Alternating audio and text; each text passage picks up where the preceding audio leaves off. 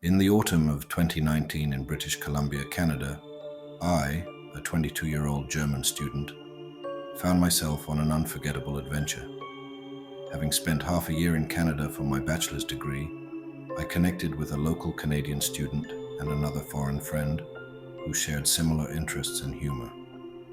We became close friends, and our Canadian buddy invited us to his father's remote cabin near the woods. Our first visit during the summer was filled with fun, learning how to handle guns and enjoying the wilderness. When fall came and our studies were complete, we decided to spend a few days at the cabin without our friend's father. Excited about the prospect of gaming, indulging in booze and weed, and just enjoying the natural surroundings, we eagerly loaded up on supplies.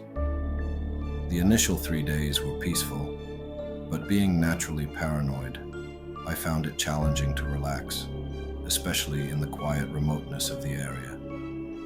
As the days passed, I gradually eased into the rhythm of our woodland retreat, comforted by the company of friends, the occasional high, and the knowledge that we were armed. On the fourth day, we attempted hunting in the woods, but were interrupted by an approaching thunderstorm. With lightning flashing in the distance, we decided to return to the cabin. The rain intensified, making the trek back in the darkness challenging. After an hour of walking, we reached the cabin, soaking wet but relieved. In the cabin, we changed clothes and put away our gear, keeping our guns within reach.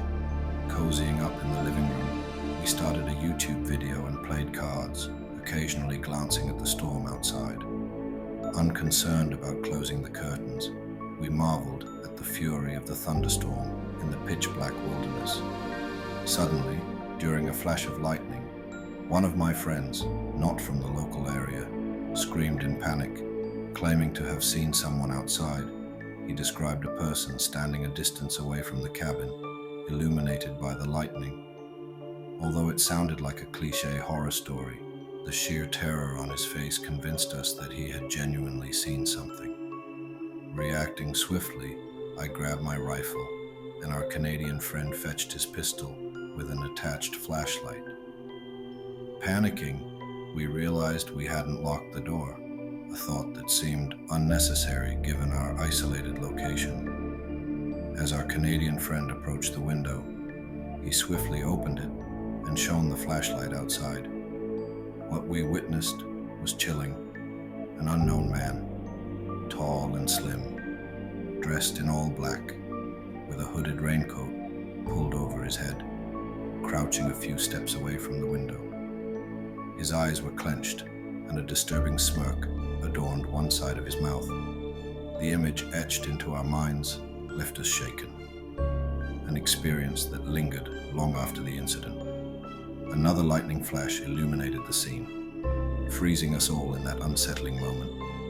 The dreadful feeling lingered as we grappled with the shock of witnessing a person in a black raincoat crouching near the cabin during a thunderstorm. Our Canadian friend, armed with a pistol and flashlight, mustered the courage to shout a warning, "Get away from us, or we will shoot."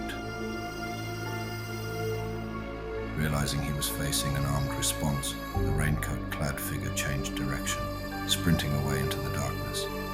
Two of us cautiously looked out the window but could barely discern anything in the heavy rainfall. Overwhelmed by disbelief, we decided to fire a few rounds outside the window to assert our readiness.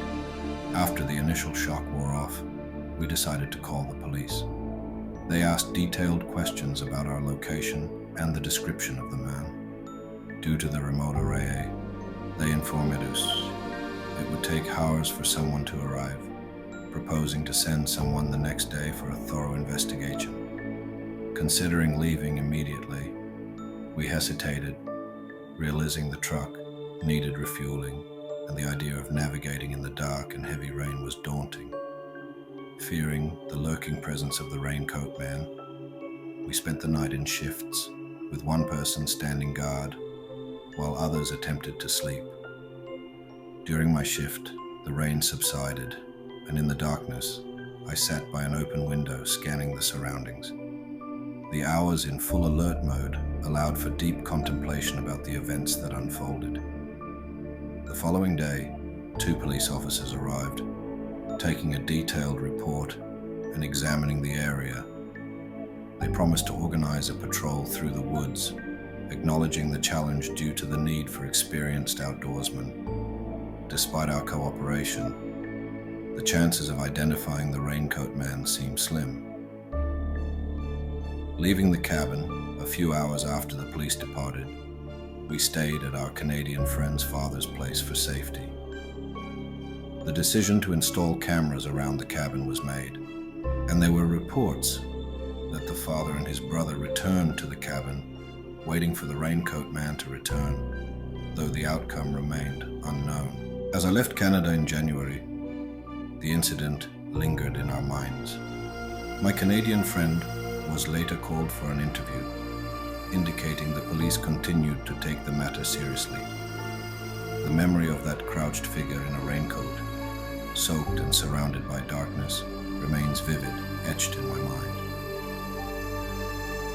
Speculating on the man's intentions, we concluded it was likely more than a simple robbery attempt. His actions during the thunderstorm, creeping closer to the cabin, suggested sinister motives. Considering the dim lighting inside, he must have known someone was there. The logistics of the situation raised questions about his preparation, possibly having a camp or car hidden in the woods. Reflecting on the incident, I realized he might have come across the cabin during the storm or tracked us through the woods, following the lights from our hunting activities. The thought of what might have transpired if the cabin had different occupants still haunts me, emphasizing the gravity of the situation that unfolded in the middle of nowhere. In 2004, in northern Wisconsin, I was a 16-year-old on a deer hunting trip with my dad and his friend Frank. The events of that day are etched vividly in my memory. While the exact dialogue may not be recounted verbatim, the essence remains entirely true. It's worth noting that this day unfolded just 24 hours after a tragic shooting incident that occurred less than 2 hours away. Our hunting grounds spanned several stands across an area of approximately 3/4 of a square mile. My dad had been hunting there for a decade, and I had been accompanying him since the age of 5 up until I turned 12, the legal age to hunt with a rifle. Until then, I had merely been tagging along. On this particular morning, we embarked on our hunting expedition, reaching my stand first around 5 a.m. The darkness enveloped the surroundings as I settled in, with my dad and Frank heading off to their respective stands over a ridge situated about 500 to 600 yards away. Sitting alone in the dark always carried a certain eerie atmosphere.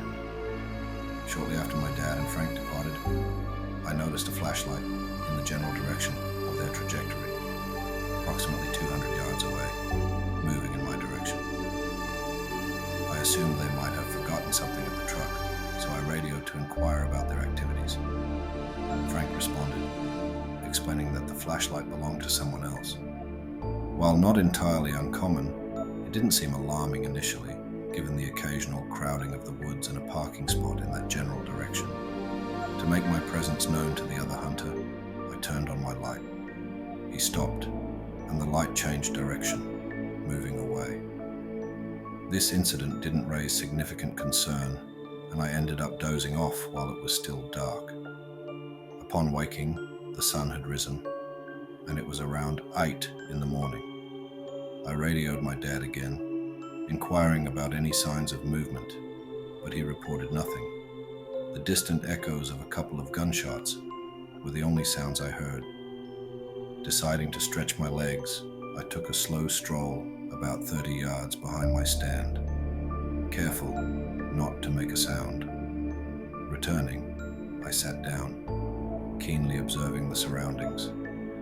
With nothing noteworthy happening, I turned my attention to the left, where I had seen the flashlight earlier, and noticed the distinctive blaze orange worn by hunters during the gun season. Concerned about the unknown hunter's presence, I radioed my dad and Frank again to check if either of them was moving. My dad reported no activity, and I received no response from Frank.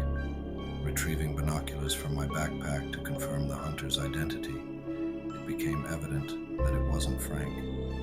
To my shock, the stranger was staring at me through his scope, rifle aimed directly at me, a severe breach of safety rules ingrained in every hunter during their education. Apprehension turned to panic as I considered the possibility of becoming the next hunting victim. Slowly grabbing my rifle, I rose, staying behind trees, and walked down a path to the side of my stand, situated on a small knoll beside a larger hill. I contacted my dad, informing him of the situation. He advised me to stay hidden, but as a young hunter, I couldn't resist the urge to keep an eye on the stranger. Each time I looked, the guy aimed in my direction, constantly shifting positions. This nerve-wracking ordeal continued for about 10 minutes until my dad radioed, attempting to keep me calm. He assured me that he would figure it out and be near the stranger soon. Suddenly, a gunshot echoed, and I frantically tried to reach my dad, fearing the worst. After a tense few minutes, my dad's voice came through the radio, instructing me to come out and head toward my stand.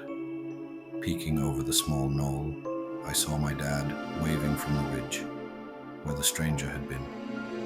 Approaching him, I learned that Frank, feeling restless, had unknowingly taken a stroll to the other side of the ridge. The stranger, unaware of Frank's presence, had left the area. Frank had accidentally dislodged his radio battery earlier, remaining oblivious to the unfolding drama. The shot I heard was Frank shooting a deer, prompting the stranger to walk away. We assisted Frank with his deer and decided to call it an early day, even though I remained extremely nervous. Thankfully, the rest of the week passed without further incidents. My wife and I are passionate backpackers, drawn to the allure of remote landscapes where nature's untouched beauty unfolds. In this fictional tale, set in the vast expanse of the Bitterroot Wilderness in Montana in 2015, we embarked on a 100-mile trail, seeking solitude and serenity.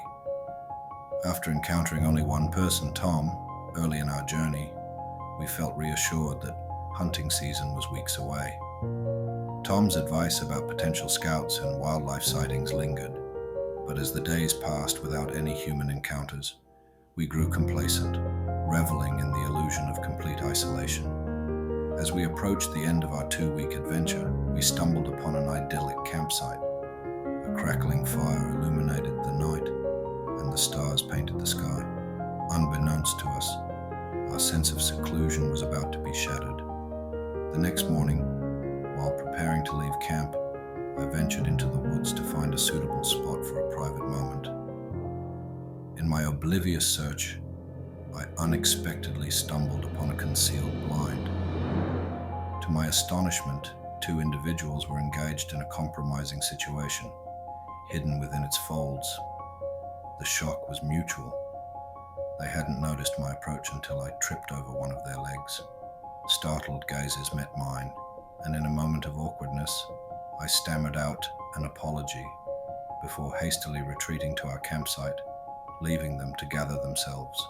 The duo, caught off guard, tried to make sense of the situation as I sprinted back to my wife. Fueled by a mix of disbelief and embarrassment, we decided to leave the area swiftly. A sprint hike for about an hour ensued until we felt a safe distance away.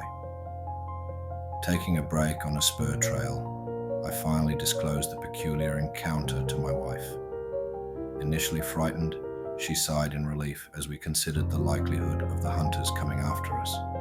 However, the consensus was that our swift departure had left the awkward incident far behind in the vastness of the wilderness. After a lively night recounting our unusual encounter, my wife and I chuckled it off, chalking it up as a peculiar tale from our backpacking adventures. We proceeded to our next campsite by the creek, and the following morning we broke camp with the incident tucked away in the recesses of our memories. Hiking toward the trailhead, the two hunters were the furthest from our minds. We reached the trailhead without any incident, only to encounter two friendly ladies prepping breakfast. Engaging in the usual backcountry banter, they offered us leftover food and mentioned their husband scouting on the same trail. As the husband emerged from the camper, the smile on his face faded when he recognized me. His companion, the other hunter, also registered shock and fear. The wives inquired if we had come across their husbands during our 2-week journey, and my wife artfully deflected, claiming we hadn't seen anyone but wild animals. Accepting their food offerings, we exchanged pleasantries. Meanwhile, the hunters, armed with sidearms, approached me with a beer. The tension was palpable as they questioned if we had observed anything in the wilderness. Stumbling over my words, I assured them it was a quiet trip with only wildlife encounters. After a moment of uncertainty, the hunters smirked and issued a cryptic warning about being cautious in the woods. As they left, I couldn't shake off the feeling of an underlying threat. Heading towards the trailhead, my wife sensed my unease and inquired about the encounter. I admitted my apprehension, revealing that I had braced myself for a potential confrontation, but the hunters left us with a beer and a veiled warning about their nocturnal visit to our camp.